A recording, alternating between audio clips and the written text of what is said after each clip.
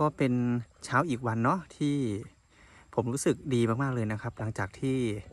ตัดหญ้าเสร็จวันนี้นะครับผมก็จะไปเก็บใบไม้นะครับเพื่อที่จะเอามาทำดินจากใบไม้นั่นเองนะครับไปเก็บใบไม้กันนะครับ